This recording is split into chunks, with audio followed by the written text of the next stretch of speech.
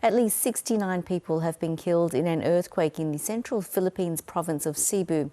The magnitude 6.9 earthquake struck near the coastal city of Bogo, causing power cuts and reportedly leaving the local hospital overwhelmed. Well, for more, let's speak to our Asia editor, Karishma Vyas. Karishma, the quake struck at about 10 p.m. local time last night, so it's been less than 24 hours. What more do we know? Well, as you mentioned, the 6.9 magnitude earthquake struck just off the coast of Cebu Island, which is in the central Philippines. And Cebu Island, many people will be familiar, is a very popular tourist destination. The worst affected areas were in the northern part of the island, about 100 kilometres north of the major metropolitan city, Cebu City. And those were particularly badly affected because the epicenter of the earthquake was very close to their shore, and it was also very shallow. So they really bore the brunt of this disaster. We know that there have been many buildings, including a 100-year-old church, homes, businesses, as well as fast food restaurants like McDonald's and Jollibee, completely collapsed under the weight of this quake. We've also seen major damage to some roads and bridges, as well as power cuts in that area, all of which are hampering rescue and relief efforts right now. Well, given the quake struck late at night when residents might have been sleeping, is that one of the possible reasons why the death toll has been rising so quickly? And what stories have you heard?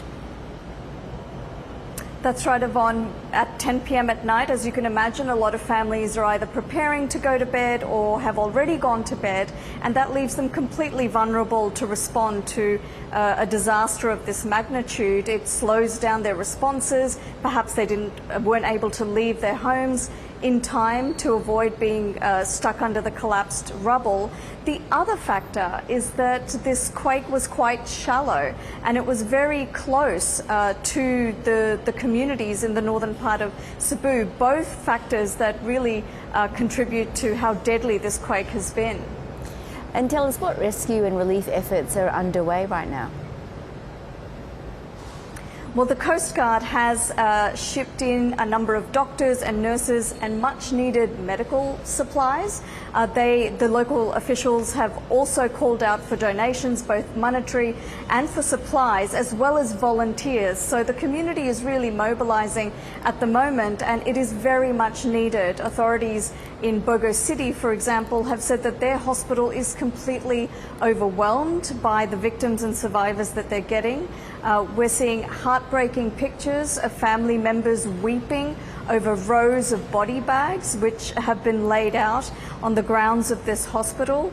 So devastating scenes already, but authorities have unfortunately warned that as rescue and relief efforts progress, they do expect the current death toll of 69 to rise even further. And just lastly, we know the Philippines is no stranger to earthquakes. Why is the country so relatively frequently affected?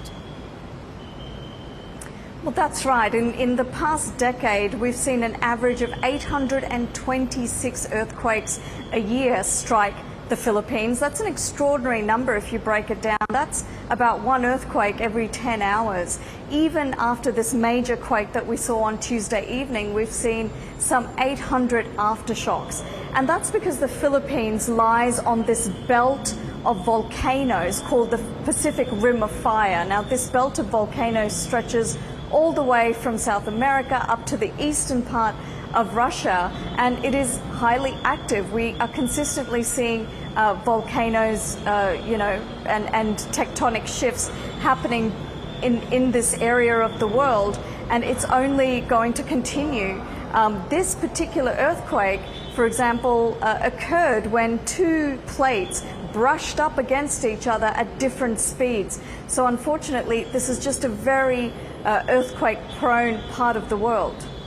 Karishma Vyas reporting. Thank you.